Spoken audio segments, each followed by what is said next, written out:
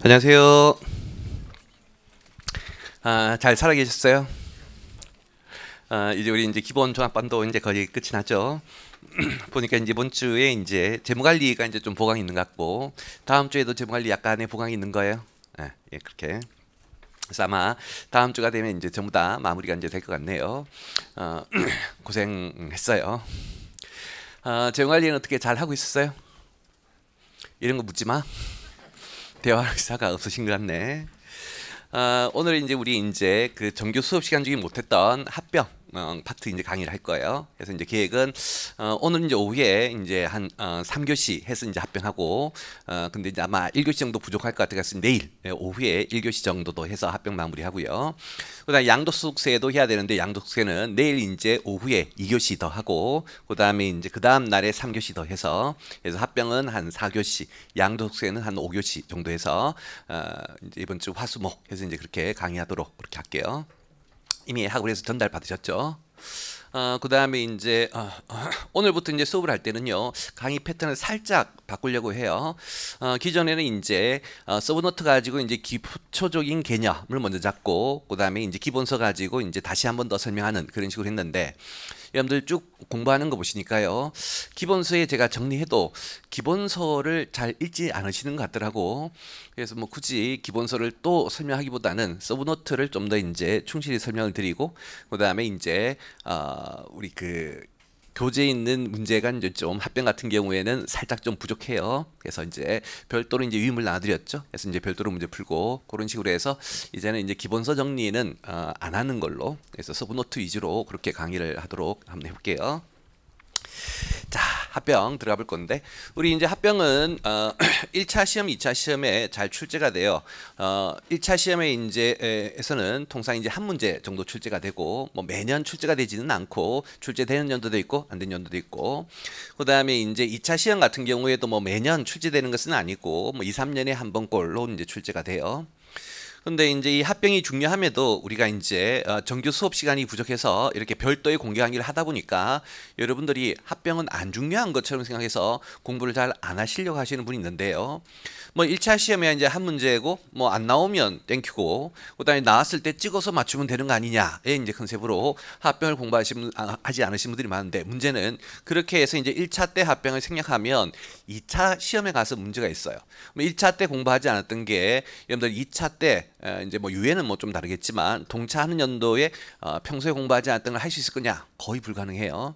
근데 이제 만약 합병에서 시험 문제가 나오면 최소 5점에서 10점의 배점이 있는데 그거 맞지 못하면 합격 하기가 쉽지가 않은 것이겠죠. 특히나 이제 합병은 2차 시험에 출제가 될 때는 상당히 큰 배점으로 출제가 될 거예요. 그래서 합병은 1차 시험만 생각하면 한 문제이고 항상 나오는 건 아니니까 여러분들이 생략해도 되는 거 아니냐 생각할 수 있겠지만 2차 시험까지 고려하시면 지금 시간 있을 때 공부를 좀 해두시는 게 좋을 것 같아요. 그래서 결론 웬만하면 하자. 웬만하면 하자. 뭐 이미 뭐 여러분들이야 지금 오프라인으로 수업 듣고 계신 분들이니까 당연히 하실 분들인데 근데 이제 복습을 좀 안 하실까봐 말씀드린 것이다. 자, 한번 해보도록 할게요. 의외로 재밌어요. 근데 좀 어렵다. 우리가 이제 법인세에서 제일 어려운 게 태충, 뭐 연충, 대손충당금 이쪽이었었죠. 뭐 그 정도의 난이도를 좀 가지는 좀 어려운 내용이에요. 설명을 한번 해볼게요. 우리 이제 합병의 이제 사례인데 앞으로 이제 제가 이제 A법인, B법인 얘기할 거예요. 항상 이제 A법인이 합병법인, B법인이 이제 없어지는 피합병법인인 것으로 볼게요. 자, 그러면 이제 합병을 하게 되면 없어지는 피합병법인 B법인은 자신이 가지고 있던 자산부채를 전부 다 합병법인 A법인에 이제 넘기게 돼요. 그리고 이제 합병법인 A법인은 그렇게 순자산을 피합병법인의 순자산을 받는 대가를 주죠. 그때 이제 대가를 주는 거, 합병 대가를 주는 건 통상 지네회사 주식, 합병법인의 주식이 일반적이지만 가끔은 현금 주는 경우도 있어요. 그래서 일단은 뭐 주식으로 준다. 그때 그 주식을 우리 이제 실무에서는 바로 피합병법인의 주주들인 B 주주에게 뭐 B 주식 뭐 2주당 한 주, 4주당 한 주 이렇게 이제 주는 거지만 세법이나 회계학적으로는 그렇게 주는 것을 보지 않고 여기 합병법인이 피합병법인의 순자산을 받은 대가로 피합병법인인 B법인에게 합병 대가를 준 거예요. 다만 그 피합병법인은 그 대가를 지가 받자마자 이 피합병법인은 소멸해야 되기 때문에 그 받은 대가를 전부 다 지네 회사의 주주들인 B 주주에게 나눠주게 되는 거예요.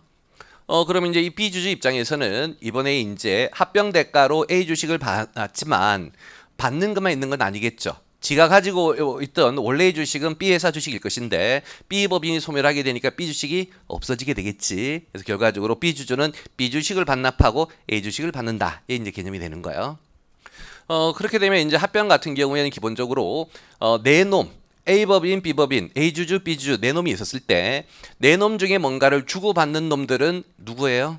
A 법인, B 법인, B 주주까지만 뭔가 주고받지 합병 법인의 주주는 뭔가 주고받는 개념이 없다. 그래서 우리 예전에 법인세 할 때 불공정 자본거래 할 때 보시면 그 이익 분액을 구할 때는 주식수의 변화가 없는 놈을 기준으로 구하라 했죠. 그때 이제 이렇게 합병 법인의 주주는 주식수의 변화가 없으니까 얘를 기준으로 이익이냐 손실이냐를 구했던 거 기억해요? 너무 오래된 날이었던 것이죠. 자, 그럴 때 이제 우리는 요 네 놈의 이제 과세 체계를 공부하는 거예요. 그래서 아마 여러분들 유인물도 네 문제를 나눠드렸을 것인데 그 네 문제가 전부 다 이제 요놈 네 놈의 이제 과세 문제를 어떻게 할 거냐를 이제 풀이하는 내용인 것이다. 자, 그때 이제 먼저 우리는 이제 이 법인들에 대한 과세 체계를 볼 건데 법인의 과세 체계를 볼 때는 한 가지 가정이 들어가요. 어떤 가정이 들어가냐면 이번에 이 합병으로 순자산이 A에게 넘어가잖아요. 그 순자산을 B가 A에게 판 것처럼 간주해요. 실제로 합병은 A법인과 B법인이 합쳐지는 관점이지 자산의 매매가 아니잖아요. 하지만 뭔가 이유로 좀 이따 설명드릴 건데 뭔가 이유로 합병을 법인 간의 순자산 매매 거래로 바라본다는 거예요. 그러면 이제 여기 있는 B법인 같은 경우에는 순자산을 A법인에 판 거니까 팔고 대가 받았으면 이거 자산의 처분이니까 뭐가 과세가 될까? 자산 처분이익이 과세가 될 것이고 우리는 그것을 합병 양도 차익이다 이렇게 불러요.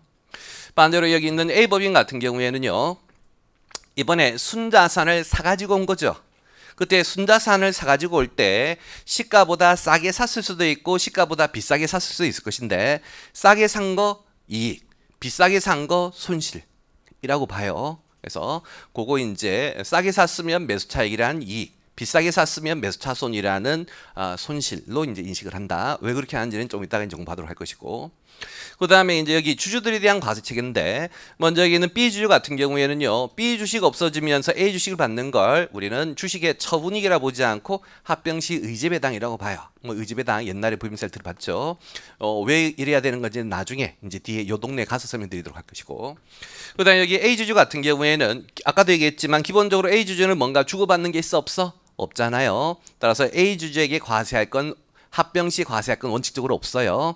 다만 합병한 참고로 지금 하는 이 앞에 세 가지는 합병하는 시점에 과세한 사건이고 이 A 주주에게는 합병하는 시점에는 이제 과세할 게 없는데 언제 과세하냐면 현재 A 법인이 합병을 하면서 주식을 발행을 했잖아요. 그럼 주식 발행하면 주식 발행과 관련된 잉여금이 뜨겠죠. 그때 그 잉여금 중에 합병 차익이라는 잉여금이 있고 그 합병 차익이라는 잉여금을 A법인이 자본에 전입하게 되면 이 주주에게 무상주를 주게 되고 그때 이제 무상주 받으면 무상주 의지배당으로 과세가 되는 게 있어요. 뭐 여러분들의 표정이 의지배당 있긴 있었는데 그게 어느 쪽이었지? 법인세 할 때 열심히 했던 거 그거예요. 자, 우리는 일단 이제 당장에는 이 뒤에 A법인, B법인 두 놈에 대한 과세 체계를 먼저 공부할 것이고 그 다음에 이제 우리 합병 같은 경우에는 이제 다시 적격 합병과 비적격 합병이라는 게 있어요. 그게 이제 뭔지는 역시 뒤에 가서 할 것이고 당장에는 이제 비적격 합병인 것부터 적격이 아닌 경우 일반적인 경우로 이제 생각해서 이해하시면 되겠어요. 그때 이제 피합병 법인인 B법인에게는 아까도 얘기했던 거지만 자산 처분한 것처럼 본다 했잖아요. 순자산 처분한 것처럼. 그러다 보니까 처분이익, 양도차익이 과세가 될 것이고 그때 처분이익은 항상 어떻게 구해요? 처분해서 받은 대가에다가 뒤에 빼는 건 처분한 자산의 시가야 장부가액이야. 장부가액. 항상 우리가 처분이익은 장부가액 대비 나의 부에 있는 장부가액 대비 얼마나 더 받느냐를 하는 것이겠죠. 다만 이제 주의할 건 여기에서 이번에 피합병 법인이 판 건 자산만이에요? 아니면 자산 부채를 동시에 넘긴 순자산이에요? 순자산에서 이제 합병으로 받은 대가가 이제 처분 대가고 그다음에 이제 소멸하는 순자산의 장부가액을 빼서 구하는 것이다. 구체적인 이제 숫자를 한번 연습을 해보도록 할게요. 앞으로 이제 요 사례 가지고 합병을 쭉 다 설명을 드릴 거예요. 자, 여기 B법인에 이제 BS가 있는데 합병하는 시점에 그 BS에는 자산이 7,000원, 그다음에 부채가 2,000원, 그리고 자본이 5,000원 잡혀 있어요. 물론 이제 이 자본 계정 안에는 뭐 자본금, 주발초, 이익금 있겠지. 그리고 이때 이제 이 자산의 시가는 12,000원, 장부가액은 7,000이지만 시가는 12,000원. 그다음에 이제 부채 2,000, 장부가 2,000인데 통상 이제 북에 있는 부채와 시가, 북에 있는 부채의 장부가액과 시가는 일치하는 게 일반적이죠. 그래서 이번 장부가액도 2,000원, 시가도 2,000원. 하지만 자산은 통상 장부가액하고 시가가 다른 게 일반적이죠. 그래서 이제 시가가 더 커서 이 자산에는 미실현 이익이 5,000원 있었던 케이스. 그러면 이번에 이제 B법인이 A법인이 넘기는 순자산을 보시면 장부가액 기준으로는 7,000원, 2,000에서 얼마? 5,000원인 것이겠고, 그 다음에 이제 시가 기준으로는 12,000원, 2,000에서 10,000원인 것이겠고, 그 다음에 이제 이번에 B법인이 합병대가로 주식만 받았고 교부금, 현금은 안 받았대요. 주식만 받았대. 그러면 합병대가로 발행한 주식의 시가가 8,000이다라고 한번 가정을 해보죠. 그랬을 때 우리는 이 B법인이 이번에 합병으로 순자산 넘어간 걸 순자산에 우리는 뭘로 본다고? 처분으로 본다고 얘기했었죠. 법문구예요. 법문구 주의하셔야 될 것이고. 그러면 이제 처분을 했으니까 처분이 우리는 이것을 합병 양도차익으로 할 건데 그 양도차익은 어떻게 구하면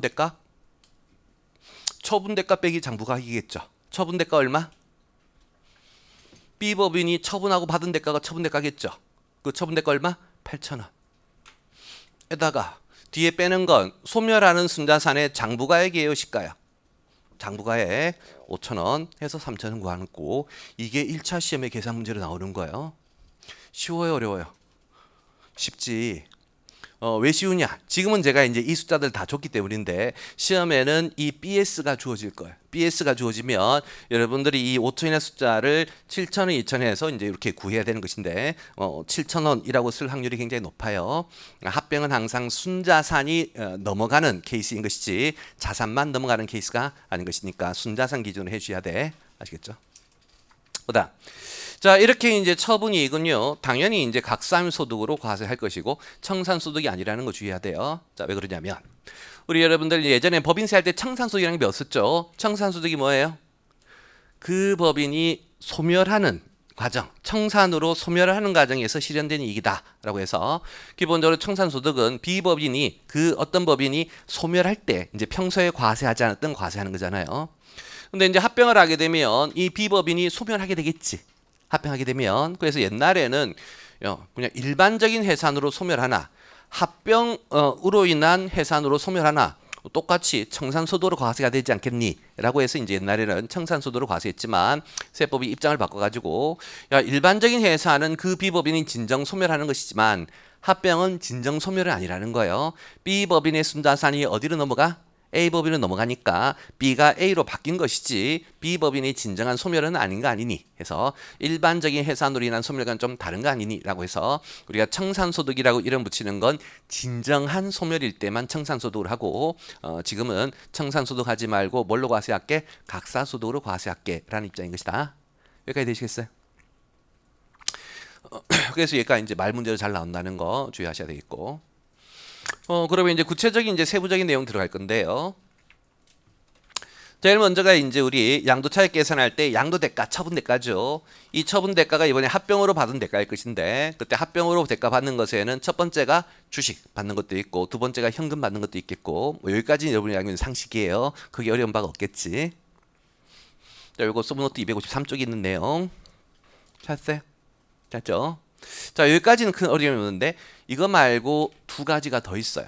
그 중에 이제 포합 주식에 대한 간주기 오주식, 이걸 설명할 건데 이게 뭔지 설명해 보죠. 우리 여기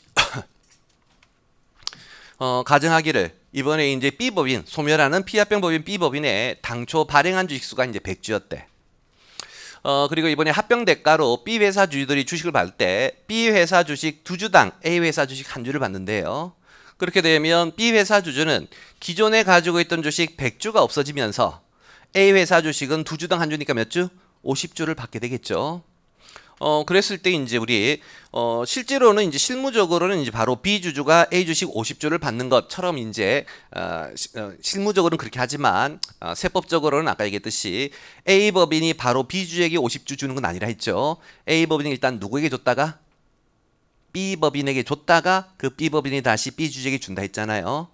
그러면 B 주주가 50주를 받았다는 것은 B 법인이 몇 주 받았다는 거예요? 50주 받았다는 거예요. 그래서 B 법인의 양도가액을 계산할 때 그때는 이제 합병교부 주식 50주를 받은 것으로 50주에 대한 금액을 양도가액으로 이제 해서 처분이 구하는 거예요. 여기까지 상식. 근데 이제가 이제 여러분들이 이해해야 될 거. 근데 이런 경우 있겠죠. 이 A 법인이 지금 이제 B 법인이랑 합병을 했는데 이 A 법인이 합병하기 전에 A 법인이 왔더니 저놈 B 법인이 굉장히 좋은 법인이네. 나는 쟤랑 친하게 지내야지라고 해서 A 법인이 합병하기 전에 B 법인 회사의 주식을 돈 주고 샀을 수도 있겠죠.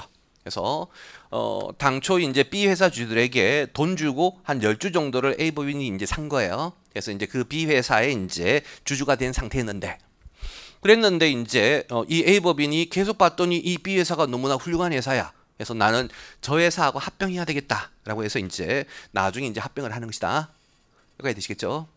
그러면 합병을 할 때 이제 우리는 이제 B 회사 주식 2주당 A 회사 주식 1주를 교부하기로 했는데 현재 B 회사 주주 중에 A 법인이 있죠. B 회사 주주 중에 누가 있어? A 법인이 있죠. 그때 A 법인 합병법인인데 피합병법인의 주식을 가지고 있잖아. 그런 것을 우리는 포합주식이라고 해요. 포합주식이란 합병법인이 합병하기 전에 피합병법인 회사의 주식을 취득한 거. 합병하는 시점에 합병법인이 피합병법인의 주식을 가지고 있는 걸 뭐라 그런다고? 포합주식이다라고 한다라고 하는 거예요. 이해하시겠죠? 그럼 이제 문제는 뭐가 있냐면 그럼 이 포합주식, 이게 B 회사 주식인데 우리는 B 회사 주식 2주당 1주를 주기로 했으니까 이번에 포합주식에 대해서 교부해야 될 A 회사 주식은 몇 주예요? 현재 포합주식이 10주잖아. 그럼 10주에 대해서 교부해야 될 A 법인 주식은 몇 주? 2주당 1주니까 5주인 것이겠죠. 5주. 근데 그 5주를 B 회사 주주에게 줘야 되는데 B 회사 주주가 누구야? A 법인이잖아요. 그러면 자기 주식 5주를 자기 자신에게 주는 거예요. 이해되시겠죠? 그때 과연 이제 그렇게 해서 포합 주식에 대해서도 합병 주식 A 주식을 줄 거냐 말 거냐의 문제가 있는데 현재 이제 상법에서는 줘도 되고 안 줘도 된다는 거야. 그래서 주면 이제 5주를 주겠지. 자기가 자기 계좌 주겠죠. 그럼 자기는 자기네 회사 주식을 가지고 있으니까 자기 주식으로 가지고 있을 것이겠고. 근데 이제 상법에서는 야, 너가 너한테 A가 A한테 주식을 준다? 말이 안 되는 얘기인 것이겠죠. 안 줘도 된다라고 하는 거예요. 그래서 포합 주식에 대해서는 합병 주식을 교부할 수도 있고 교부하지 않을 수도 있다. 여기까지 이해되시겠죠? 그때 이제 포합 주식에 대해서 합병 주식을 교부했다면 아무런 문제가 없을 거예요. 합병 주식을 교부했다면 현재 A 법인이 총 몇 주의 신주를 발행했을까? 50주겠죠. 50주. 일반적인 B 회사 주주들이 이제 몇 주 가지고 있어요? 90주 가지고 있을 것이고 옛날에 이제 10주 팔았으니까 이제 몇 주 가지고 있어요? 90주 가지고 있겠죠. 그 90주 주식에 대해서 몇 주 교부할 것이다? 45주 교부하겠지. 그래서 이제 일반 B 회사 주주들에게 45주를 교부했고 다시 이제 자기 자신에게 5주 교부했으니까 총 몇 주 교부했어요? 50주를 교부했죠. 그러면 이제 50주 교부했으면 양도가액은 아까 포합 주식이 없을 때하고 똑같을 거잖아요. 양도가액은 똑같겠지. 근데 상법에서 줘도 되고 안 줘도 된다며. 따라서 일반적인 B 주주들에게만 주식을 교부하고 A 법인 자신에게서는 자기가 자기에게 주식을 교부하지 않았다는 거예요. 안 줘도 된다 했으니까. 그렇다면 그때는 합병 교부 주식은 몇 주가 될 것이다? 45주가 되겠죠. 이해되시겠어요? 그러면 우리가 아까 포합 주식이 없었다면 50주를 교부했을 것이고 50주가 양도가액이겠지. 근데 지금 포합 주식이 있고 포합 주식에 대해서 교부하지 않았다면 몇 주? 45주가 교부 주식이 되겠고 양도가액은 45주에 대한 가액이 되겠죠. 그러면 언제 양도가액이 더 커요? 50주일 때가 크고 45주일 때가 적겠지. 그러면 50주일 때가 양도가액이 더 크니까 처분이익이 더 커서 법인세를 많이 내게 되고 45주일 때는 양도가액이 적어서 법인세를 적게 내게 된다면 항상 합병할 때 야 포합주식 교부하지 마. 상법에서 교부하지 않는다 했는데 뭐 굳이 그 교부하면 당연히 양도 차익 가지고 커져가지고 법인세 많이 내지 않니? 포합주식에 대해서는 합병주식을 교부하지 말자라고 하겠죠. 그렇게 되면 법인세의 감소로 이어지잖아요. 세법은 그런 건 막아야 되겠다는 거예요. 그래서 법은 포합주식이 있든 없든 그리고 포함 주식이 있어서 그 주식을 교부했든 안 했든 무조건 50주가 되도록 하는 거야. 그때 포함 주식에 대해서 5조를 교부했다면 고민할 여지가 없겠지만 포함 주식에 대해서 5조를 교부하지 않았다면 실제로는 5조 교부하지 않았지만 양도가액 계산할 때는 교부한 것처럼 간주하라는 거예요. 양도가액 계산할 때는 어떻게? 교부한 것처럼 간주하라는 거예요. 교부한 것처럼 간주하게 되면 총 몇 주가 발행이 된 거예요? 50주가 발행되었고 양도 대가가 50주가 되는 거니까 양도 차익이 변하지 않겠다라고 하는 것이다. 이해되시겠어요? 그래서 우리 여기 간주 교부 주식 포함 주식에 대해서 교부 안 했지만 교부한 것으로 간주해서 양도 대가를 집어넣어라. 의 의미인 것이다. 이해되시겠어요? 그 다음에 이제 네 번째가 피합병 법인 법인세인데, 자, 이 비법인이 이번에 합병한 시점이 올해 6월 말일자래요. 그러면 우리 예전에 이제 사업연도 배웠었죠. 합병으로 이제 어떤 법인이 소멸하면 합병 등기일까지가 사업연도를 하고, 그래서 이 비법인 같은 경우에는 23년 1월 1일부터 23년 6월 말까지 존속을 했으니까 그 6개월치 소득에 대해서 뭘 내야 돼? 법인세를 내야 되겠죠. 근데 그 법인세는 언제 낼 거냐면 사업연도 종료일로부터 3개월이니까 만약 6월 말에 사업연도 종료했다면 그날로부터 3개월이면 9월 말까지 내야 되겠지. 여기까지 이해하시겠죠? 그럼 9월 말에 B법인이 법인세 낼 수 있을까? 없었을 거예요. 왜? B법인은 합병하는 순간 어떻게? 소멸이에요. 자산이 있어 없어? 없잖아요. 그러면 세금을 낼 수가 없겠지. 이해하시겠죠? 그래서 우리나라 세법에는 어떤 특례 규정이 있냐면 이번에 합병으로 소멸하는 법인의 법인세가 있다면 그 법인세의 납세 의무는 전부 다 합병법인에게 승계가 된다. 쉽게 얘기해서 B법인이 내야 될 법인세 누가 대신 내라는 거예요? A법인이 대신 내라는 거예요. 그게 이제 국세기본법에 있는 규정이에요. 아마 이제 우리 이수원 선생님께서 이제 어제하고 오늘하고 국세기본법을 이제 다른 반에서 강의를 하셨을 것이고 그 홈페이지에 공개 강의로 이제 올라가 있을 거예요. 그래서 여러분들은 이번 주말에 좀 시간을 내서 국기법 공부를 좀 해주세요. 국기법도 1차 시험에 말 문제가 한 5문제나 출제가 되는 굉장히 중요한 내용이에요. 그래서 이번 주말에 홈페이지에 있는 공개 강의 좀 봐주시면 좋을 것 같다. 이해되시죠? 자, 그래서 이제 피합병 법인 법인세 있잖아요. 피합병 법인 법인세. 이 피합병 법인의 법인세를 누가 대신해야 된다고? 합병 법인이 대신 내줘야 된다고. 그러면 결국 B 법인이 내야 될 걸 A 법인이 대신 내줬으니까 B 법인 입장에서는 그만큼 대가를 받은 거와 똑같다는 거예요. B 법인이 내야 될 걸 A 법인이 대신 내줬다면 B 법인이 그만큼 대가를 받은 거와 다를 바가 없는 것이다. 이해하시겠죠? 기본적으로 법인세는 우리 회사의 빚인데 우리 회사 빚을 다른 놈이 갚아줬으면 우리 회사가 이익 먹은 거잖아요. 그래서 그것도 양도대가에 들어가라 라는 뜻이겠고, 다시 이제 여기 빼야 될 거 세법상 순자산의 장부가액.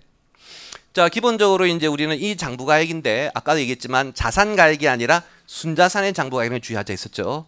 그리고 지금 우리가 구하는 것은 세법상 이익을 구하는 것이니까 뒤에 빼는 장부가액도 북기준, 텍스 기준이 돼야 될 것이겠고, 그때 이제 텍스 기준이 되려면 북에 있는 순자산에다가 북과 텍스의 순자산의 차이인 유보를 반영해 주셔야 되겠죠. 그래서 플러스 유보라면 더 해야 될 것이고 마이너스 유보라면 빼야 세법상 순자산이 되겠지. 그래서 꼭 유보까지 반영이 돼줘야 된다는 거 주의하셔야 되겠고, 다시 거기에다 이제 법인세 환급액이 있으면 이제 더 해줘라. 자, 이게 이제 뭔 뜻이냐면, 자, 이 법인 B법인이 합병할 당시에는 법인세 돌려받을 게 있을지를 몰랐어요. 그랬는데 합병하고 나서 법인세 신고하기 전에 우리가 이제 아까 했던 사례를 본다면 6월 말에 이제 합병을 했고 법인세 신고는 언제예요? 9월 말에 하겠지. 그때 그 9월 말에 신고하기 전에 봤더니 과세관청이 야, 미안하다, 너네 법인세 더 낸 거 있네, 돌려줄게 라고 해서 B법인이 법인세를 돌려받았다는 거예요. 이해되시겠죠? 그러면 B법인 입장에서는 그렇게 법인세를 환급받을 권리가 합병하는 시점에 이미 존재하고 있었죠. 그때는 이제 몰랐기 때문에 북의 순자산으로 안 잡혀 있었겠지. 이해되시겠죠? 지금 이 환급액은 이제 합병하고 난 뒤에 돌려받는 거 얘기하는 거예요. 합병하는 시점에는 돌려받을 수 있을지 몰라가지고 북의 순자산이 안 들어가 있었지만 합병한 이후에 실제로 이제 돌려받은 법인세 환급액이 있다면 그것만큼 법인세 세금을 돌려받을 권리, 자산이 있었던 것이잖아요. 근데 그 자산이 북에 들어가 있어 안 들어가 있어? 안 들어가 있겠죠. 그러면 법인세 환급액만큼 누락된 자산이 있으니까 여기에 반영을 해야 진정한 북 제대로 된 순자산이 되는 것이겠죠. 그래서 이제 그러한 법인세 환급액이 있으면 북 순자산에 넣어라라고 하는 것인데 뭐 법인세 환급액은 별로 그렇게 중요한 건 아닌 것이다. 요거까지가 중요한 개념인 거예요. 자, 그럼 여기까지 내용 문제를 한번 풀어보도록 할게요. 자, 여러분들 유인물 나와드린 것 중에 1번 문제 한번 봐보시죠.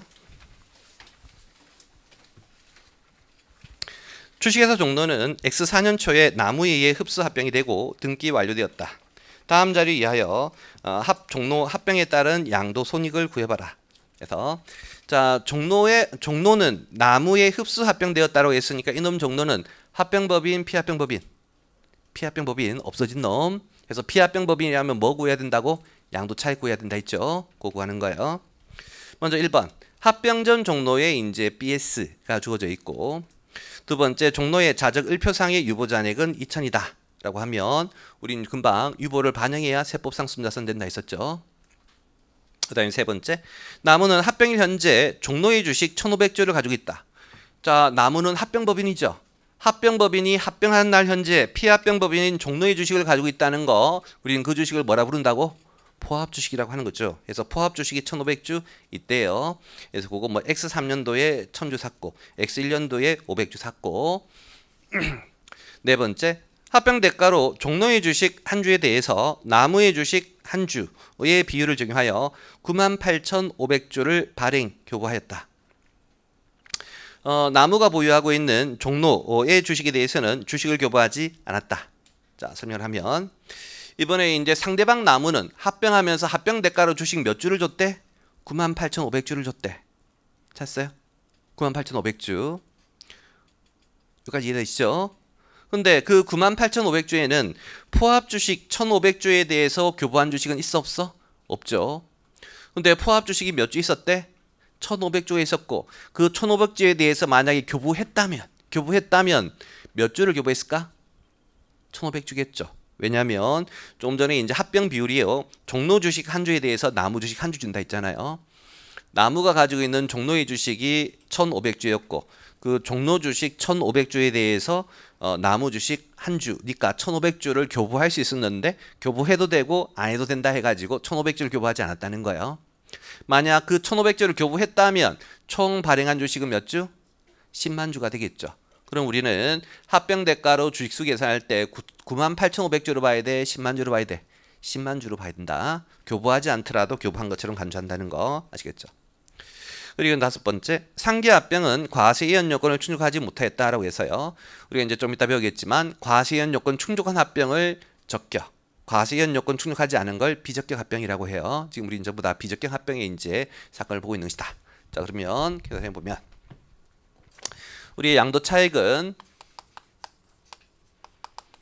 1 빼기 2예요. 1은 처분 대가에 해당하는 양도 대가고 2는 순자산의 장부가액이죠. 먼저 양도 대가에는 총 몇 가지가 있다? 4가지. 금방 여기 있는 것처럼 4가지. 첫 번째가 뭐? 교부주식. 이 문제에서 교부주식 몇 주? 98,500주. 실제로 교부한 거. 교부주식이란 실제로 교부한 거. 98,500주. 줬고. 그 다음에 다시 교부금, 현금 준 거 있어요? 참고로. 그냥 요까지 해버리죠. 98,500주인데 이건 주식 수량인 것이니까 금액으로 이제 환산하려면 교부한 주식의 시가를 곱해야 되겠지. 그 문제에서 거기 갈로 4번을 보시면 이번에 나무의 주식 한 주 교부했는데 교부한 한 주의 시가가 얼마래요? 6,000원. 그래서 이게 이제 교부 주식에 대한 양도가액 이해되시겠죠? 에다가 이제 다시 교부금, 현금 준 거 있어요? 없죠. B 회사 주식 한 주당 B 회사 주식 한 주당 A 회사 주식 한 주, 종로 주식 한 주당 나무 주식 한 주를 줬다 했지 현금을 줬다는 얘기는 없잖아요. 그래서 교부금은 없겠고.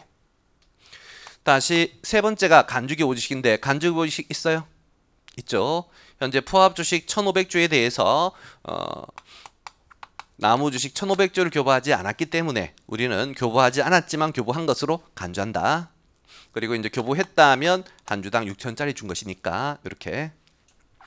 에다가 이제 다시 피합병 법인인 종로의 법인세를 나무가 대신 내준 게 있다면 그것도 들어가야 될 것인데 뭐 법인세 대신 내준 건 이때 없대? 있다는 얘기 없으면 없는 것이겠죠. 하게 되면 요게 10만 주 6천 원 해서 6억이 이제 양도대가가 될 것이고. 자, 이제는 장부가액 빼야 된다. 우린 처분이익이니까 처분대가 빼기 장부가액이에요. 근데 그 장부가액은 자산 기준, 순자산 기준. 순자산. 그래서 거기 종로에 이제 순자산을 보시면 북에 자산이 7억이 있고 북에 부채가 얼마 있냐면 2억이어 가지고 여기까지가 이제 북 기준으로 장부가액인 거야. 북 기준. 근데 우리가 원하는 것은 북 기준, 텍스 기준. 텍스 기준이 돼야 되니까 텍스로 바뀌려면 여기다 뭐를 반영하면 돼? 유보. 그래서 거기 갈로 2번에 보시면 유보가 얼마 있대? 2천. 그래서 더하시면 5억 2천이 될 것이고 1 빼기 2 하게 되면 8천이 양도 차익이다. 이렇게 구하는 거예요. 하시겠죠? 쉬워요, 어려워요? 쉽지. 이게 뭐가 어려워? 1차 시험의 합병은요 무지하게 쉬워요. 오히려 말 문제가 더 어려워요. 1차 시험의 합병에 계산 문제가 나오면 무조건 맞춰야 돼요. 너무나 쉬운 개념. 자, 이제는 다시 돌아와서 재단 보시고. 자, 좀 전에 이제 피합병 법인적 얘기를 했고 이제는 합병 법인적 얘기할게요. 아까 얘기했던 것처럼 이노동네 합병은 순자산을 어떻게 사고 판 걸로 본다며. 사고 판 걸로. 그래서 여기에 피합병 법인은 순자산 판 거고 합병 법인은 순자산 산 거예요. 이해하시겠죠? 그때 이제 살 때 시가보다 비싸게 샀을 수도 있고 싸게 샀을 수도 있을 것인데 세법은 시가보다 싸게 샀으면 이익, 입금으로 보고 시가보다 비싸게 샀으면 비싸게 준 금액을 손금으로 본다. 근데 사실 이제 이러한 시가와 다르게 거래해서 발생한 이익과 손실이 있다면 이거 실현손익이에요? 미실현손익이에요? 미실현손익.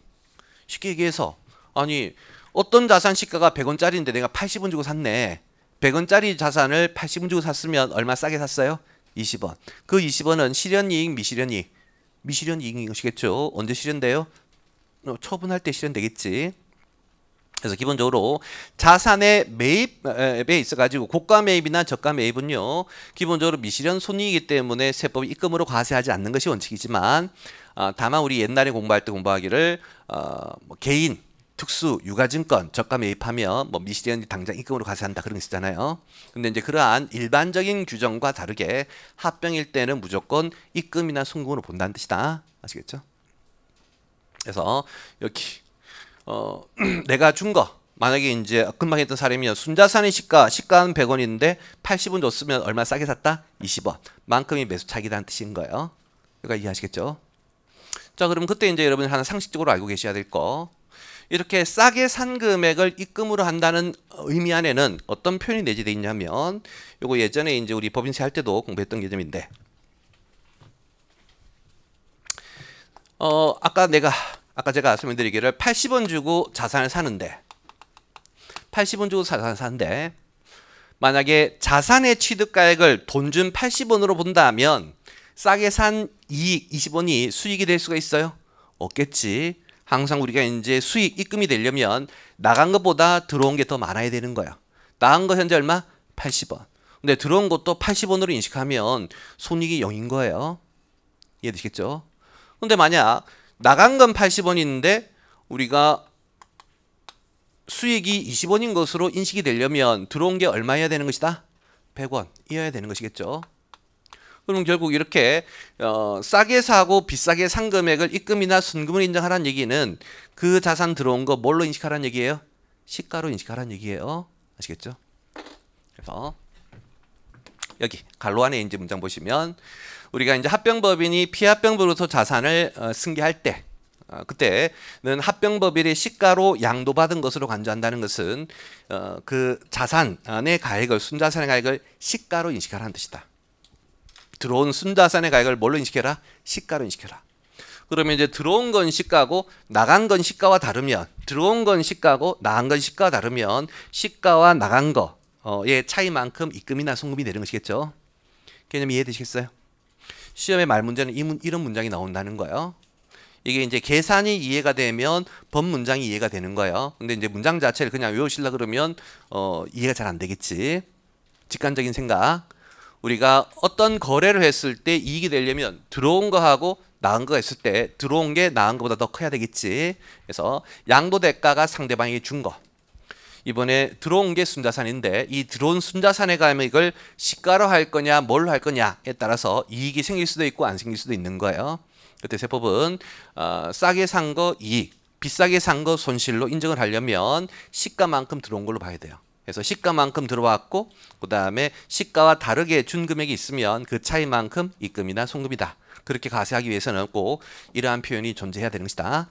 그래서 시가로 양도받은 것으로 본다는 것은 결과적으로 그냥 쉽게 얘기하면 시가를 취득가액으로 한다라는 의미로 이해하시면 되겠어요. 자, 이거 한번 아까 했던 사례로 한번 이해를 해볼게요. 자, 좀 전에는 이제 아까 했던 사례에서 우리는 B법인의 양도 차익을 구했던 것이고 이제는 이제 A법인의 이제 과세 문제를 볼게요. 아까 얘기했듯이 이제 A법인은 시가인 10,000원의 순자산을 받아온 것으로 간주해요. 그러면 A법인에게는 이제 싸게 산 매수 차익이 과세가 될 건데 이번에 A법인에게 들어온 게 얼마짜리? 10,000원짜리로 인식한다는 거야. 10,000원짜리. 근데 준 건 얼마예요? 8,000원. 준 건 요거 8,000원. 그래서 10,000원 받았는데 8,000원 줬으니까 2,000원만큼 싸게 산 거다는 것이겠죠. 되시겠어요? 시험은 이거 구하라는 거 이거 2,000원. 쉬워 어려워? 쉽지. 자, 1차 시험은 이제 여기까지만 이해하시면 될 건데 우리는 이제 2차 시험까지 고려해서 세무 조정 어떻게 할 건지 한번 해볼게요. 그래서 지금 하는 세무 조정이 어려우신 분들은 포기해도 좋아요. 하지만 이제 세무 조정까지 이해할 수 있으면 좋겠다. 자, 아직 1차 시험에 이제 합병과 관련된 세무조정을 묻지는 않았어요. 2차 시험에 당연히 묻지만 1차 시험에는 세무조정까지 묻지는 않았지만 그래도 혹시나 하는 마음에 설명을 드려볼게. 요거 세무조정은 못해도 좋아요. 요 금액 자체를 구하는 게 중요한 것이다. 아시겠죠? 자, 먼저 북분계인데, 자 우리가 이제 북이 기업 회계기준에 따라 회계 처리했다고 간주 한번 해볼게요. 갭에 따라서. 그러면 여러분들 이제 중급 회계 배웠을 거예요. 합병 회계 처리는 고급 회계에서 배우나? 고급 회계에서 어쨌든 뭐 배웠죠. 자, 기억나느냐 물은 건 아니야. 배웠냐 물어본 거야. 배우긴 했을 거야. 그래서 이제 우리 합병 같은 경우에 이제 중급 재무회계에서는 그냥 전부 다 시가로 인식하래요. 시가. 그래서 이번에 이제 A법인이 받은 자산의 시가 12,000원. 그다음에 A법인이 이제 받아온 부채 2,000원. 그래서 이제 순자산 시가 10,000원이 우리 회사에 들어왔는데 이번에 이제 순자산 10,000원이 들어오면서 A법인은 주식을 발행했잖아요. 그때 이제 발행한 주식의 시가가 8,000원이면 그만큼 자본으로 인식되겠죠. 물론 이제 액면가가 5,000이라면 자본금 5,000원, 주발초 3,000원 이렇게 하겠지만 자본금 주발초 나누지 않고 한꺼번에 이제 자본 이렇게 한 거예요. 그러면 이제 순자산이 10,000원이 들어왔는데 자본의 증가는 8,000원, 주식 발행은 8,000원만 있었으니까 나머지 2,000원만큼이 싸게 산 금액이고 회계학에서는 이 싸게 산 2,000원을 뭐라고? 연가 매수 차익이라는 수익을 한다. 연가 매수 차익 들어봤지? 아시겠죠? 그게 이제 기업회계 처리. 근데 이거는 뭐 우리 관심이 아니에요. 시험에 주어질 거니까 세무조정 하라 그런다면. 그래서 이거는 뭐 신경 쓰지 마시고 이제 우리가 신경 써야 될 건 이제 세법 분계인 거예요. 자, 세법 분계 해볼게요. 자, A법인의 자산 부채가 들어왔죠.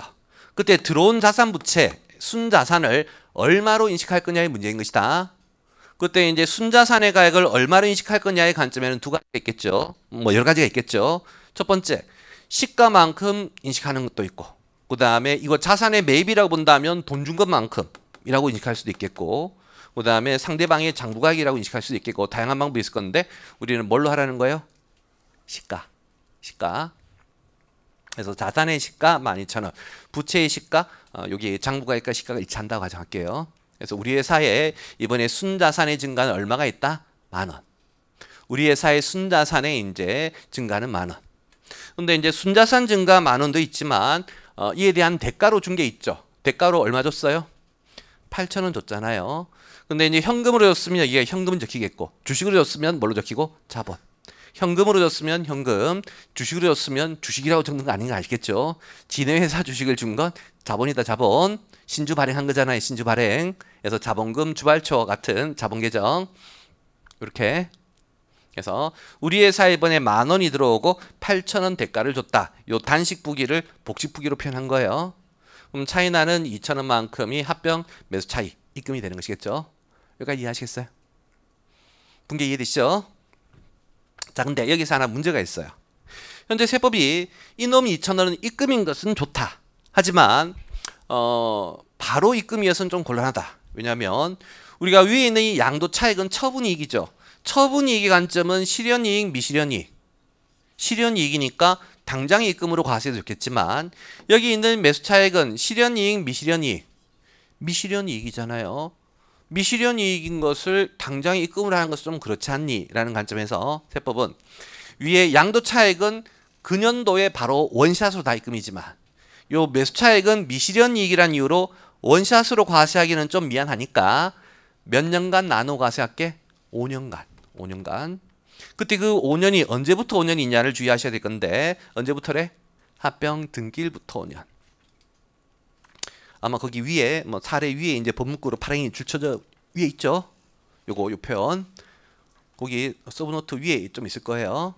요 합병 매수 차익은 입금은 입금인데 몇 년간 입금이다? 등기일부터 5년간 입금인 거예요.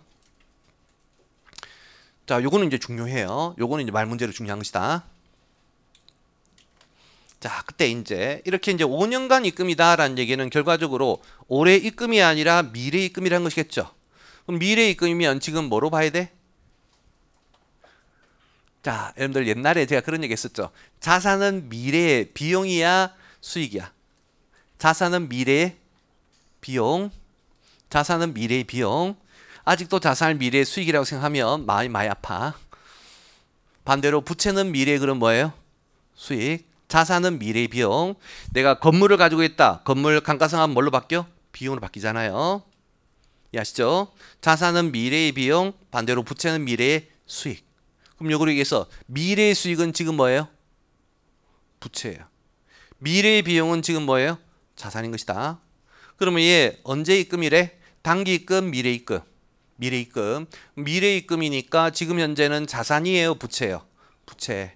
그럼 세법은 당장에는 부채인데 부기에는 수익으로 잡혀 있으니까. 세법은 당장에는 부채인데 부기에는 수익 잡혀 있으니까 입금 불산입 해줘야 돼요. 지금 입금 아니라는 것이죠. 미래 입금이고. 그러면 지금 입금 아니면 뭐니? 부채다. 부채의 증가는 뭐? 마이너스 15. 여기까지 이해되시겠죠? 그래서 이제 이렇게 세무적으로 하고 만약 가정하기를 여러분들 그 밑에 있는 이제 사례 제목에 보시면 합병 등기일이 X1년 4월 20인 것으로 가정한다라고 돼 있을 거예요. 그러면 자, 요놈 2,000원은 미래 입금이고 지금은 입금이 아닌데 언제 입금이냐? 합병 등기일부터 5년간이래. 그럼 5년이면 몇십 개월이에요? 60개월이겠지. 60개월 중에 올해 몇 개월 경과했다? 자, 4월 20일이면 4월 달 한 달 안 되지만 우리는 한 달 안 돼도 한 달인 것으로 간주해요. 한 달 안 되지만 한 달인 것으로 간주한다. 그러면 올해 몇 개월 경과했어요? 합병하고 9개월. 우리가 이제 사업연도가 이제 12월 말까지가 종료일이라고 가정한다면 그래서 전체 2,000원 중에 요 입금은 5년간 나눠 입금이 될 건데 세법은 월할 기준으로 하래요. 월할. 그래서 5년 60개월 중에 올해 몇 개월이 경과? 9개월이 경과했으니까 300원만큼은 올해 입금이 돼줘야 되겠다. 그러면 요 2,000원 중에 올해 입금으로 바뀔 게 다시 300원 이렇게 될 것이고 그에 반해서 이제 X2년도가 되면 전체 2,000원 곱하기 전체 60개월 중에 X2년도에는 몇 개월이 경과했어요? 12개월이 다 경과했으니까 그때는 400원 입금 산입 400원 이렇게 되는 거예요. 자, 그때 뭐 이 세무조정까지 당장에 할 수 있으면 좋겠고 당장에 세무조정 못하겠으면 2,000원 어떻게 구하는 건지 그 다음에 이제 5년간 입금이라는 거 요 개념만 이해하셔도 좋겠다. 되시겠어요? 그게 되시겠죠? 자, 이제 그러면 금방처럼 이제 봤더니 아까 사례에서 B법인에게는 양도차익 3,000원이 과세가 되고 양도차익이 합병하는 시점에 바로 3,000원이 과세가 되고 매수차익 2,000원은 합병하는 연도부터 해서 5년간 2,000원이 과세가 되겠죠. 그래서 총 합병 과정에서 2,000원, 3,000원에서 총 5,000원이 과세가 될 건데 왜 이렇게 합병했을 때 5,000원을 과세하게 되는 건지 그 이제 취지를 설명드릴게요. 아까 제가 이제 합병을 하게 되면 뭐 순자산 판거고 순자산 상거 그렇게 본다 했죠. 그렇게 하는 취지가 뭐냐면 여기 이제 B법인 보시면 현재 B법인 자산에 미실현이익이 얼마가 있다? 5,000원이 있었죠. 아까 장부가액은 7,000원, 시가 12,000원이었으니까 정부는 이 자산에 미실현이익이 있으면 이 과세하고 싶은 거예요. 근데 이 미실현이익은 언제 과세해야 될 거예요? 실현될 때. 실현될 때. 그때 실현이 언제냐의 컨셉인 거예요. 실현이 언제냐. 기본적으로 이제 실현이라고 하는 것은 나의 자산이 우리 회사 바깥으로 나가야 실현인 거예요. 나의 자산이 우리 회사 바깥으로 나가야 실현. 그때 이제 바깥으로 나가는 방법에는 뭐 처분으로 나갈 수도 있고 그냥 뭐 감액으로 소멸될 수도 있겠고 그래서 뭐 감액이든 처분이든 다 소멸하면서 실현되는 관점으로 보는 거예요. 여기까지 이해하시겠죠? 그래서 기본적으로 바깥으로 나가야 될 건데 그때 세법 입장은 야 너네 법인의 자산의 미실현이익이 5천 있는데 이 너네 법인의 자산이 이번에 A 법인에게 넘어가지 않니? 실제로 그 자산이 넘어가는 게 매매로 넘어가는 건 아니지만 매매로 넘어가지 않더라도 어쨌든 다른 법인에게 이전이 되었네. 그렇다면 그 자산의 미실현이익을 과세를 좀 해야 되겠다는 거예요. 돈 받고 처분했으면 당연히 과세하는 것이고 돈 받고 처분한 거 아닌 합병으로 이전된 것이라고 할지라도 어쨌든 너네 법인에게서 소멸한 거 아니니 B법인에게서 소멸했으면 B법인 자산의 미실현이익이 다 과세가 되어야 되겠다는 거예요. 그래서 우리는 이 5천 원을 과세하기 위해서 아까 같이 B법인은 팔았고 A법인은 산 것처럼 보겠다는 거예요. 그래서 항상 이 A법인의 매수 차익 2천 원과 B법인의 양도 차익 3천 원 이 두 가지를 합치면 항상 5천 원이 될 거예요. 자, 과연 그런지 아닌지 산식을 한번 볼게요. 현재 이 회사 순자산의 장부가액은 5천 원이고 순자산의 시가는 만 원이었지. 우리 정부가 과세하고 싶은 금액은 합병으로 정부가 과세하고 싶은 금액은 이 시가 만 원과 5천 원의 차이인 미실현이익 5천 원인 거예요. 그때 그 5천 원을 과세한 논리가 합병 대가 주고받은 거 있죠. 그 합병 대가 주고받은 걸 자산의 매매 대금처럼 간주하게 되면 우리가 장부가액 대비 처분가액이 8천 원이니까 이 3천 원만큼은 자산의 처분이익이 되는 것이고 그 다음에 이제 시가 대비 8천 원이니까 저가 매입이죠. 저가 매입이니까 싸게 산 매수 차익 2천 원을 과세하겠다는 거야. 이해하시겠죠? 우리 이제 양도 차액의 산식은 양도 대가 빼기 장부가액이고 양도 차액의 산식은 양도 대가 빼기 장부가액이고 그 다음에 매수 차익의 산식은 순자산의 시가 빼기 양도 대가였어요. 이 두 개를 합쳐버리면 시가 빼기 장부가가 되는 거예요. 아시겠죠? 여러분들 이제 아까 우리가 배웠던 양도 차익의 산식과 매수 차익의 산식을 둘 결합해버리면 이게 되는 것이다. 아시겠죠? 그래서 양도 차익과 매수 차익은 바로 양도 차익과 매수 차익 이것의 합계액은 항상 바로 이 숫자하고 동일한 개념인 거예요. 그래서 정부는 피합병법인 자산의 미실현이익을 과세하기 위해서 이런 규정을 만든 거다라고 이해하시면 되겠다. 여기까지 컨셉 이해되시겠어요? 자, 그러면 다른 숫자로 해보죠. 지금은 이제 이 양도 대가가 8,000원이어 가지고 5,000원과 만 원 사이에 들어온 숫자로 했지만 다른 숫자일 수도 있겠죠. 가정하기를. 요거는 이제 서브노트 255쪽에 있을 거예요. 여러분들 서브노트 오른쪽에 있는 거. 자, 만약에 이제 합병 대가가요 12,000원이래. 합병 대가 12,000원. 그러면 이제 우리 양도 차익은 얼마예요? 자, 합병 대가가 이게 이제 처분가액이다. 처분가액 12,000원. 처분가액에다 뭐 빼요? 장부가액 빼야 되겠지.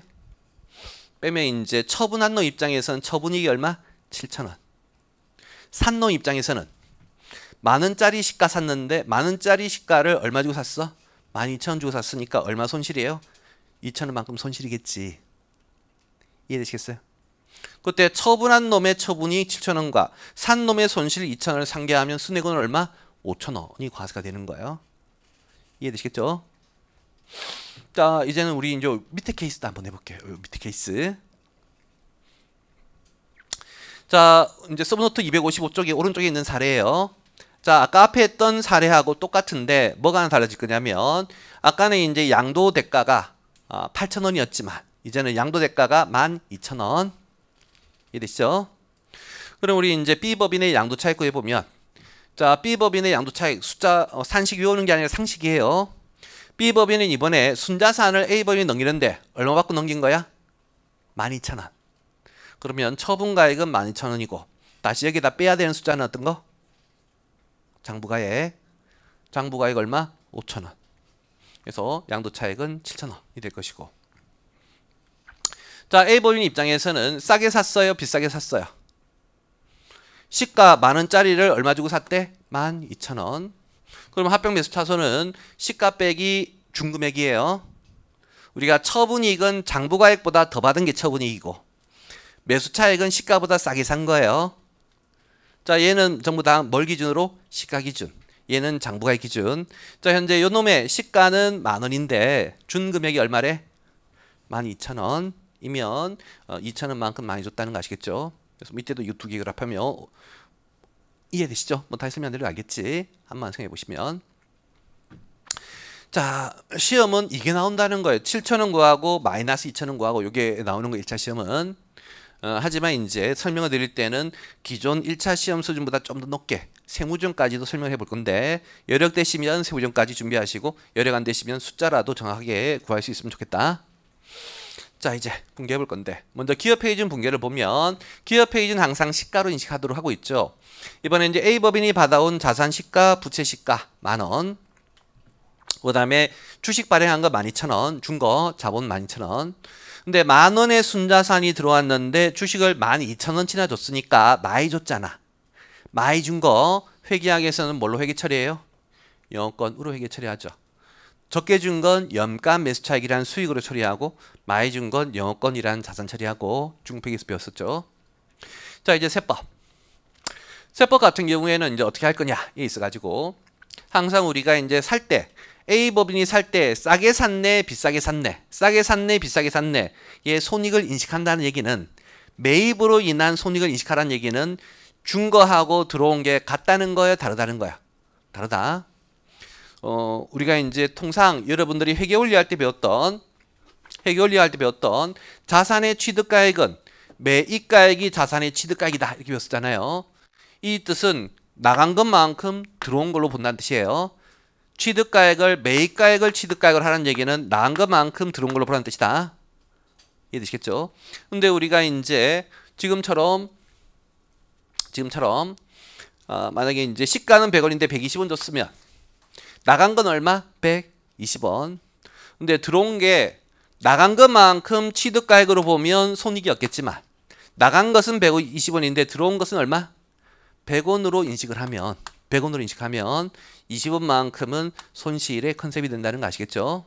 이해되시겠어요? 그래서 항상 어떤 자산의 취득가액을 잡을 때 어떤 자산의 취득 과정에서 싸게 산 손실과 싸게 산 이익과 비싸게 산 손실을 인식하라는 얘기는 자산의 취득가액 항상 뭘로 하라는 얘기다? 시가로 하라는 얘기예요. 이 개념은 회계학이든 세법이든 다 똑같은 개념인 것이다. 그래서 우리가 이제 합병법인에게서 매수차 손익을 인식하라는 얘기는 항상 자산의 취득가액 시가라는 뜻이다. 여기까지 이해되시죠? 그러면 이제 순자산 10,000원이 들어왔는데 주식을 12,000원이 줬으니까 비싸게 산 것이고 비싸게 산 2,000원만큼을 우리는 매수차 손이라고 하는 거예요. 여기까지 이해되시겠죠? 자, 이 매수차 손은 기본적으로 송금인데 아까 얘기했던 매수차익과 마찬가지로 매수차익이나 매수차손은 실현손익, 미실현손익이다 보니 당장의 손익이래, 미래 손익이래. 미래. 예, 아까 매수차익이 몇 년이었어요? 5년. 그럼 매수차손도 5년이에요. 매수차손 5년. 매수차손 5년 동안 손금이라는 얘기는 당장의 손금이 아니라 미래의 손금이라며. 그럼 미래의 손금이면 지금은 뭘까? 자산. 미래의 손금이면 지금은 뭐? 자산. 그때 이제 북은 영업권이라는 이름으로 자산인 것이고 세법은 매수차손이라는 이름으로 자산인 거예요. 아시겠죠? 자산의 개념 과목이 다른 거예요. 세무정 하고 안 하고? 세무정 하고 안 하고? 많이 아프네. 세무정 여기도 자산이니까 세무정 하고 안 하고 했더니 여러분들이 이제 고개를 져서 세무정 안 해야 돼요라고 이제 얘기하시는데 그럼 우리 옛날에 충당금 할 때 태충 연충 있었잖아요. 우리가 이제 외부에 적립한 예금에서 퇴직금을 지급하면 연충을 까야 되죠. 근데 북은 태충을 까버렸네. 연충을 상기해야 될 것을 태충으로 상기하면 세무정 했어 안 했어? 아예 그런 거 배운 적이 없어. 언제 배웠느냐 평형인데 그때 세무정 했던 것처럼 여기도 세무정 해줘야 되는 거예요. 우리는 자산이나 부채의 계정 과목 이름이 다르면 반드시 세무정 해주셔야 돼. 그래서 세무정 한 요령. 자, 영업권이라는 자산이 북에 있는데 세법은 영업권이라는 자산이 없잖아요. 영업권 자산 없어져야 되겠지. 그게 바로 뭐라고 표현한다? 영업권 마이너스 15. 자산의 감소는 마이너스 15. 반대로 이제 매수차손이라는 자산은 증가해야 되겠죠. 매수차손이라는 자산의 증가. 자산의 증가는 뭐? 유보. 이렇게. 그때 이제 마이너스 부 앞에는 송금산이, 플러스 부 앞에는 송금물산이 이렇게 이제 붙여줄 것이고, 아무래도 여러분들이 이제 법인세 옛날에 공부하고 기억이 잘 안 나서 이런 이증세무정 잘 기억이 안 나실 건데, 아마 우리 이제 다음에 이제 세무 심화반 뭐 심화 세무회계 들으신 분들 많이 있을 건데, 여러분들은 아마 다 들을 것 같은데, 그 수업할 때 이제 시작할 때 이러한 이중과세무정 설명하고 시작할 거예요. 그래서 이제 그런 거 이제 수업 듣고 다시 들으면 뭐 괜찮을 것이다. 지금 아무래도 옛날에 이제 이중세무였기 때문에 감이 잘 떨어질 것 같아요. 아까도 얘기했지만 1차 시험은 이렇게 세무정까지 묻지는 않으니까 이 개념만 알고 계셔도 좋아요. 여기까지 되시겠죠? 자, 좀 더 이제 해보면, 근데 이제 이 매수차손은 손금은 송금인데 5년간 송금이고, 올해 합병등기일이 4월 달이라면 올해 몇 개월이 경과했어요? 9개월이 경과했죠. 그러면 이 2,000원 중에 다시 9개월치에 해당하는 300원은 손금 산입이 되는 것이고, 그 다음에 이제 X2년도에는 안 띄울 거지만 X2년도에는 다시 2,000원 곱하기 60분의 12 해가지고 얼마? 400원만큼 다시 송금 산입, 400원 마이너스 15 이렇게 될 거예요. 여기까지 되시겠죠? 세무정까지는 못 해주겠고, 올해 입금이 돼야 될 금액, 올해 손금이 돼야 할 금액 300원, 내년에 손금이 돼야 할 금액이 400원. 뭐 1차 하시면 그 정도 물을 거예요. 세무정까지 표현 못 해주겠다. 여기까지 이해되시죠? 자, 그런데 하나 주의할 게 있어요. 자, 이렇게만 설명드리면 조금 전에 했던 매수차익이나 지금 하는 매수차손이나 완벽히 똑같은 걸로 여러분들이 생각하실 수가 있잖아요. 근데 완벽히 똑같은 게 아니야. 좀 차이점이 있어요. 우리가 이제 미래의 손금이란 얘기는 지금은 자산인 것이고, 지금 자산이 되려면 자산성이 있어야 돼요. 자산성이. 자, 여러분들 중급회계에서 영업권이라는 게 본질이 뭐예요? 영업권의 본질이 어떤 법인을 합병으로 가지고 오는데 그 법인의 실물 자산의 가치 말고 무형의 가치가 있어서 우리 회사는 더 줬을 것이고, 그렇게 무형의 가치를 더 준 걸 우리는 영업권이라고 하는 것이죠. 예를 들어 가지고 우리 학원 나무경 아카데미인데, 뭐 이제 여러분들이 좋아해가지고 학원의 매출액이 높고 단기순이 굉장히 높대요. 그래가지고 이번에 메가스터디에서 나무경 아카데미를 합병으로 사겠대. 그러면 이제 메가스터디에서는 이제 여기 그 나무경 아카데미의 주주들에게 뭐 주식을 주거나 현금을 주고 이제 나무경 아카데미 사오는 거잖아요. 그때 메가스터디가 얘기하기를, 야, 너네 학원에 실물 자산이 책걸상 좀 있고 TV 모니터 있고 그 다음에 뭐 마이크 좀 있고 카메라 좀 있네. 그거 쳐줄게. 그거 뭐 한 10억 정도 될 건데 10억 쳐줄 테니까 학원 팔아 라고 하면 팔아요? 안 팔겠죠. 실물 우리 학원의 자산은 10억밖에 안 되지만 여기 있는 학원 선생님들이 강의를 굉장히 잘하시는 무형의 가치가 있는 것이겠죠. 그래서 실제로는 실물 자산 가치는 10억밖에 안 되지만 100억이나 주고 학원을 인수하는 것이겠죠. 그때 그 90억 원어치가 바로 뭐가 되는 것이다? 영업권의 개념이 되는 것이죠. 여기까지 이해하시겠어요?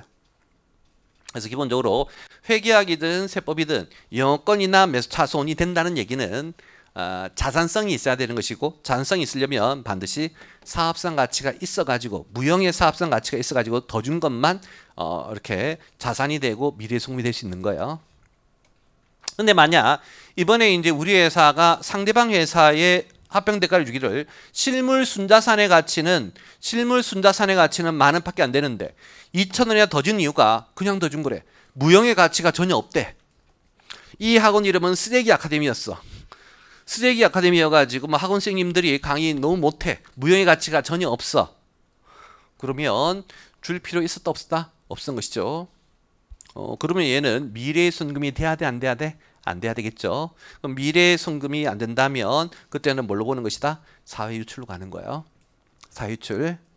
미래의 손금이어야만 자산이 되는 것이고, 미래의 손금이 될 수 없다면 뭐가 되는 것이다? 사회유출. 이어가지고 여기가 유보가 아니라 사회출일 것이고, 사회출 중에서도 상대방 피합병법인에게 준 거니까 기타 사회출이 될 것이고, 여기 이렇게 송금물산입한 걸 다시 송금산입하는 세무정도 없겠죠.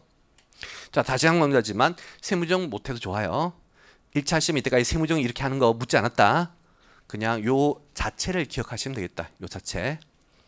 매수차액과 매수차손 얼핏 보면 똑같은 것처럼 보이지만 결정적인 차이가, 매수차액은 무조건 뭐 입금, 매수차액은 무조건 뭐 입금. 하지만 매수차손은 무조건 송금, 아닌 것이다. 반드시 무형의 가치가 인정될 때만 매수차손 송금인 것이겠고 무형의 가치가 인정되지 않으면 손금이 아닌 것이다. 라는 그 개념이 중요한 거예요. 여기까지 이해되시죠? 그리고 이제 이 개념은 어디까지도 연결이 되냐면 여러분들 서브노트 126쪽 한번 가보세요.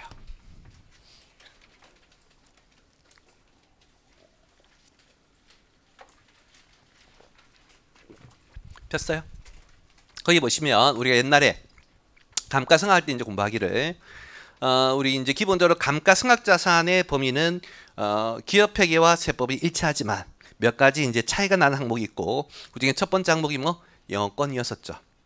그때 이제 회계학에서의 영업권은 세법에서는 영업권이라 안 부르고 지금 뭘로 불렀다? 매수차손이라 불렀죠. 그때 이 매수차손이라고 하는 것은 감가상각으로 송금이야 그냥 5년간 나누어 송금이야. 감가상각의 개념으로 송금이 아닌 거예요. 감가상각이라면 뭐 상각 방법이 있어야 되고 내용연수였어야 되고 그런 거잖아요. 근데 얘는 뭐 그런 거 없는 거예요. 또한 결산 조정 사항이 아니에요. 부기 비용 했건 아니건 강제로 5년간 송금이 돼야 되는 거예요. 아시겠죠? 그렇기 때문에 회계학에서의 영업권은 감가상각자산이지만 세법에서의 영업권은 기본적으로 세법에서의 영업권은 다시 두 종류로 나뉜다. 합병분할로 인한 영업권이 있죠. 합병분할로 인한 영업권은 세법상 합병매수차손이고 걔는 5년간 나누어 송금이지 감가상각자산이 아닌 거예요. 하지만 합병분할로 인한 영업권 아닌 다른 영업권이 있잖아요. 합병분할 영업권 아닌 다른 영업권은 세법도 감가상각의 방법으로 손금을 인정해요. 하지만 합병분할로 인한 영업권만큼은 합병매수차손이라고 부르고 사업상 가치가 있어서 준 경우에 5년간 나누어 송금한다. 그래서 이제 감가상각자산이 아닌 걸로 본다라고 하는 것이죠. 아마 여러분들 그 서브노트에 이제 줄이 안 쳐져 있는 분들은 뭐 요 내용이 그 기본서 가지고 설명해서 뭐 줄이 안 쳐져 있을 거예요. 기본서에는 뭐 요 내용이 줄 쳐져 있을 것이다. 표현되어 있을 거예요. 자, 이제는 적격 합병으로 넘어갈게요.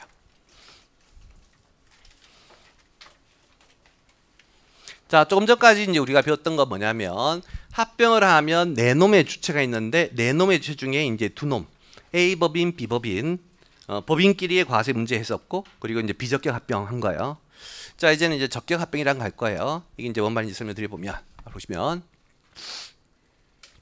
조금 전에 했던 이제 법인의 합병의 과세의 본질은 뭐였느냐? 합병으로 소멸하는 피합병법인 있죠. 그 피합병법인의 자산에는 미실현이익이 있었잖아요. 그 미실현이익을 이제 이번에 그 자산이 소멸했으니까 피합병법인하고 합병법인에게 나누어 과세하는 거죠. 아까 미실현이익 5,000원 중에 3,000원은 양도차익으로 피합병법인에게 과세했고 2,000원은 합병법인에게 매수차익으로 과세했잖아요. 그런데 만약 그 5,000원이요 합병이 아니었다면, 합병하지 않았다면, A법인과 B법인이 합병하지 않았다면 그 5,000원은 과세가 돼요, 안 돼요? 과세가 안 되었겠지. 그런데 우리 회사가 이번에 B법인이랑 합병해서 뭔가 잘해보려고 했더니 합병의 과세체이기 때문에 5,000원이 양쪽 법인에 나누어 과세가 된다면 그 과세 문제로 인해서 합병에 걸림돌이 될 수가 있겠죠. 그래서 세법은 좋아.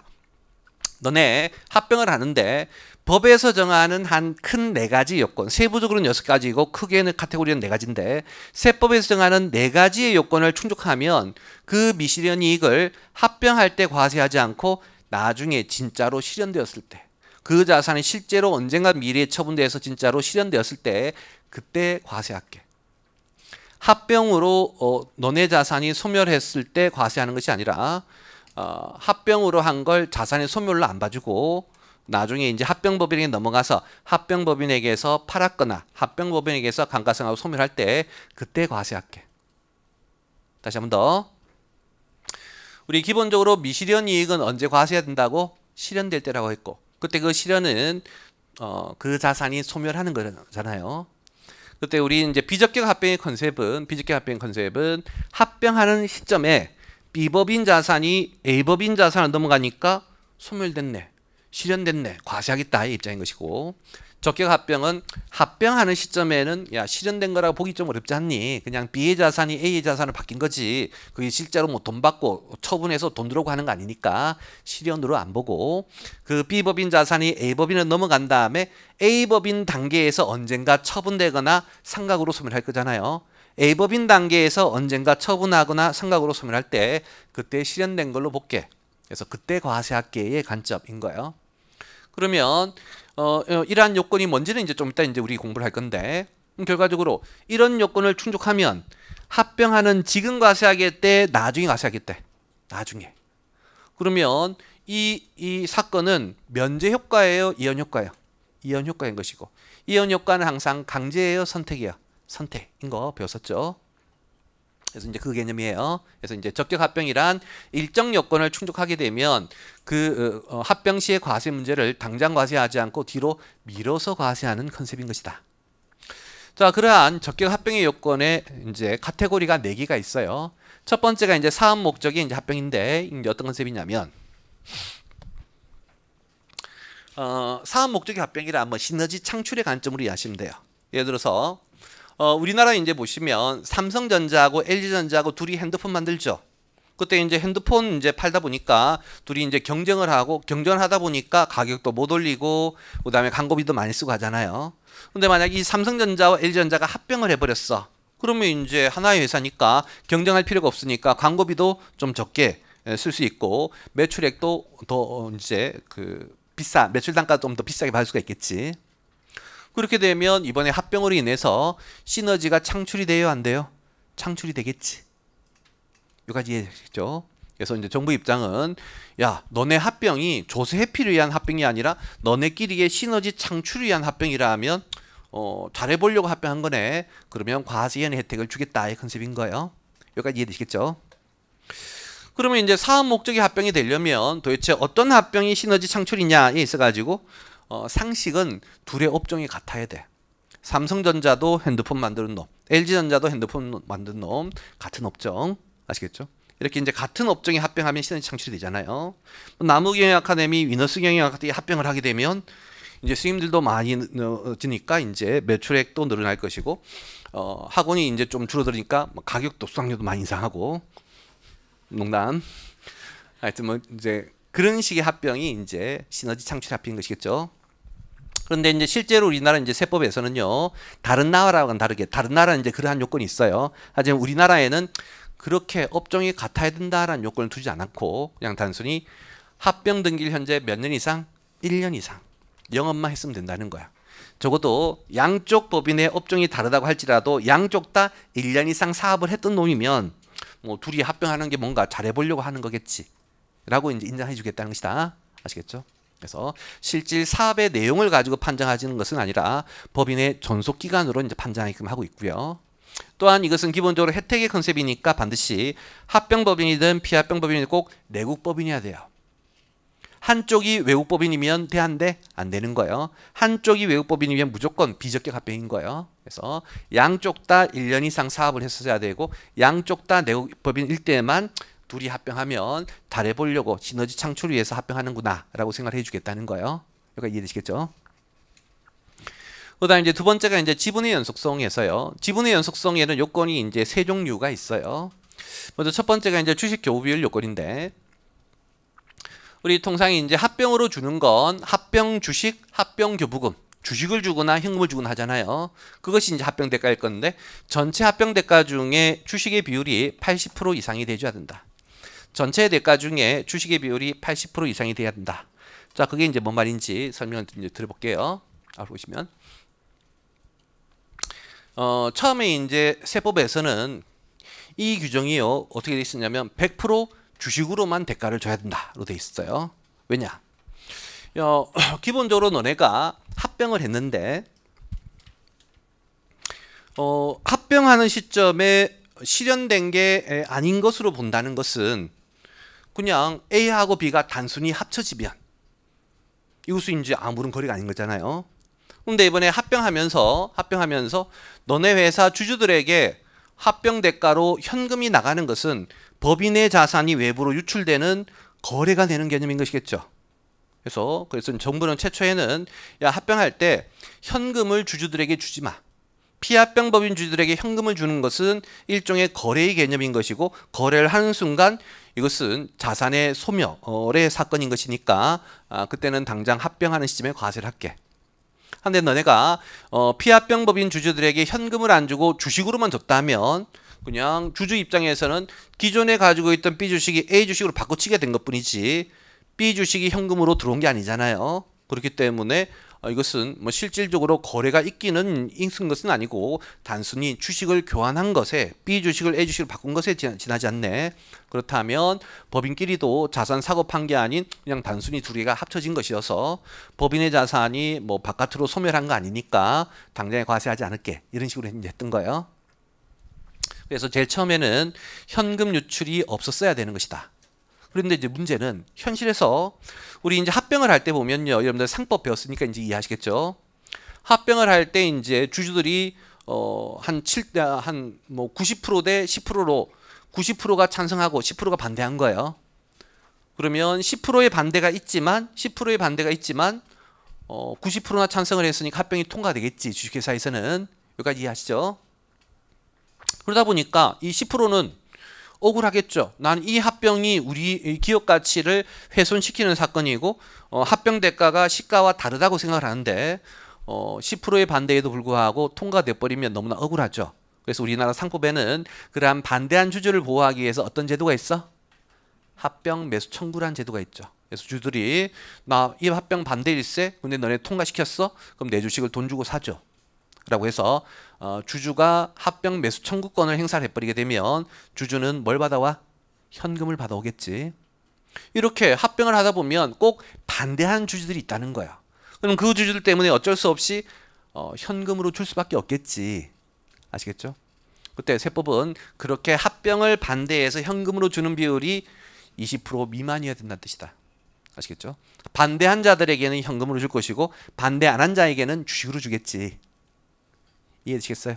그래서 옛날에는 한 푼도 현금 유출하면 안 돼라고 했지만 현실에서는 그렇게 현금 유출이 없을 수는 없으니까 현금 유출이 있어도 혜택은 주긴 주되 최대 몇 프로까지만 20%.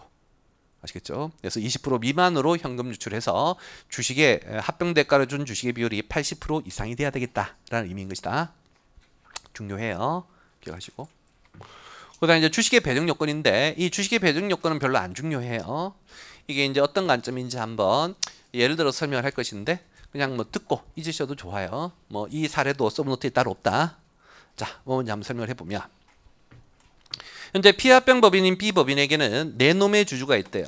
갑이 70%고 을이 이제 갑의 아들로서 20%고 병이 이제 10%예요.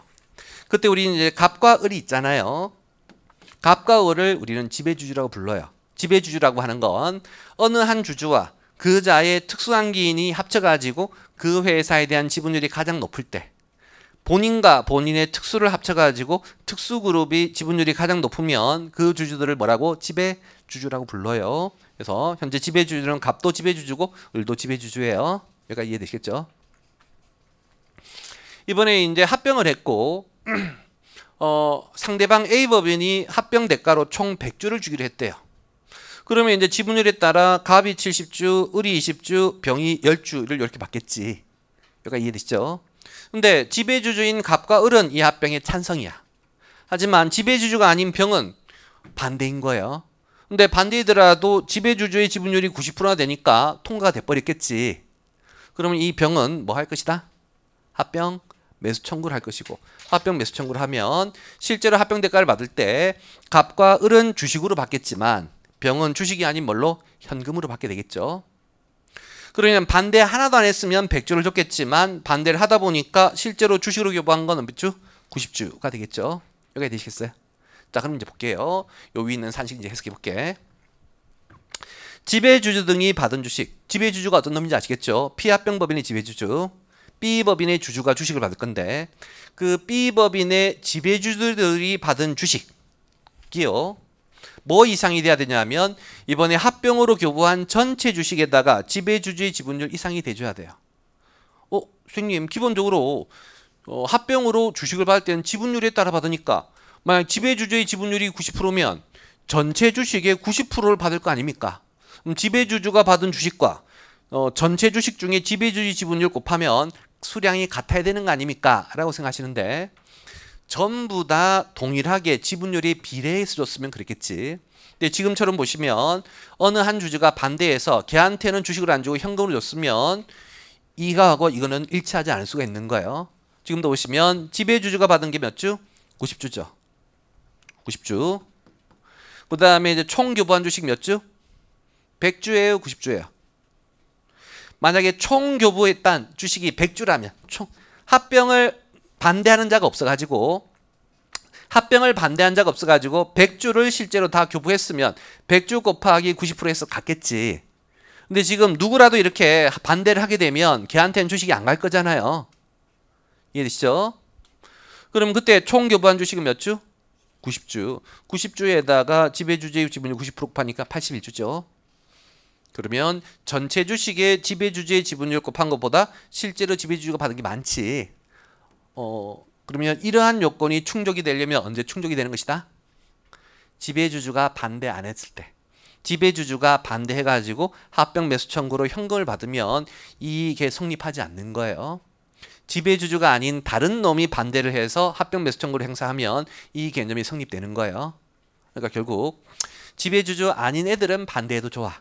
하지만 지배주주 애들은 반대해가지고 현금으로 인출해서 가지마. 이 의미인 것이다. 아시겠죠? 그 다음 동그라미 2번. 이제는 주식의 보유 요건에서요. 주식의 보유 요건에서 그 지배주주 있잖아요. 아까 같으면 이제 갑하고 아버지 갑이랑 아들 을이겠지. 그 아버지 갑하고 을이 그렇게 해서 주식을 받았잖아요. 합병할 때는 반대를 안 했어. 합병할 때는 반대를 안 해가지고 현금으로 안 받고 주식으로 받아온 거예요. A 회사 주식을 받아온 거예요.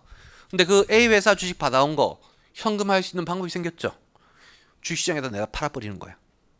처음에 합병할 때는 내가 그걸 반대 안 해가지고 나의 B 주식 없어지고 A 주식을 받아왔잖아요.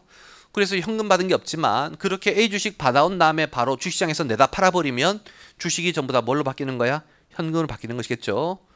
그럼 결국 이 합병은 뭔가 잘해보려고 하는 합병이라기보다는 그 피합병법인 B 회사의 주주들이 주식 팔아서 돈 챙기기 위한 것이네. 그렇다면 혜택 줄 필요 없겠다. 이 컨셉이어가지고 너네 그렇게 해서 받은 지배주들이 받은 주식을 언제까지는 팔지 말아야 되냐면 합병 등기일이 속한 연도 말까지. 만약에 23년도 6월 말에 합병을 했으면 언제까지는 23년도 12월 말까지는 계속 주식을 가지고 있어야 돼. 다만 100% 가지고 있을 필요는 없겠고 50% 초과는 보유를 해줘. 네가 받은 합병을 받은 주식의 몇 프로? 50% 초과는 보유를 해서 뭐 영원히 현금화하지 말라는 뜻은 아니고 적어도 올해 말까지는 50% 정도까지는 가지고 있어줘 라는 컨셉인 거예요. 여기까지 되시겠어요? 그때 이제 요 요건 적용하는데 이제 주의할 거를 볼 건데 별표 1의 내용이 이제 뭔지 사례로 설명드리면 아까 우리 이제 지배주주에 갑도 있었고 을도 있었죠. 그래서 여러분들 지배주주라는 단어는 꼭 한 사람만 지배주주라는 뜻은 아닌 거예요. 그래서 본인과 본인의 특수들이 합쳐가지고 가장 지분율이 높은 애들이 다 지배주주인 것이다.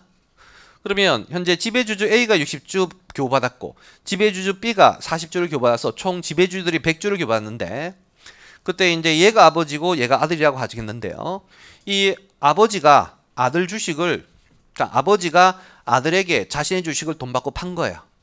그렇게 되면 이제 A는 20주를 가지고 있겠고 B가 아들이 80주를 가지고 있겠죠. 이해되시겠어요? 그랬을 때 우리가 이 50% 초과 보유를 따질 때 지배주주 전체를 기준으로 따질 거냐 인당 따질 거냐의 문제인 것이겠죠. 만약에 인별로 따진다면 A는 60주인데 20주 보유하고 있으니까 결과적으로 50%가 안 되잖아요.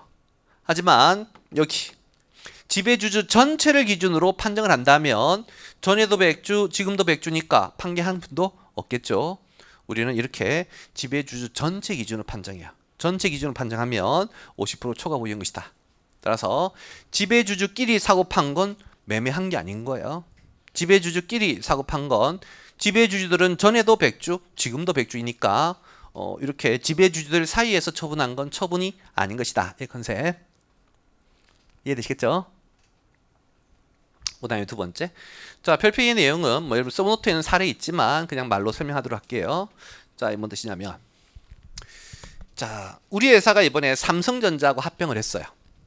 그래서 B 회사의 지배주주인 나는 삼성전자 주식을 합병으로 받았대. 이해되시겠죠? 근데 나는 이 삼성전자가 너무나 좋아. 그래서 합병하면서 삼성전자를 주식을 받은 것도 있고 주식시장에서 돈 주고 삼성전자 주식을 또 새로 샀어요.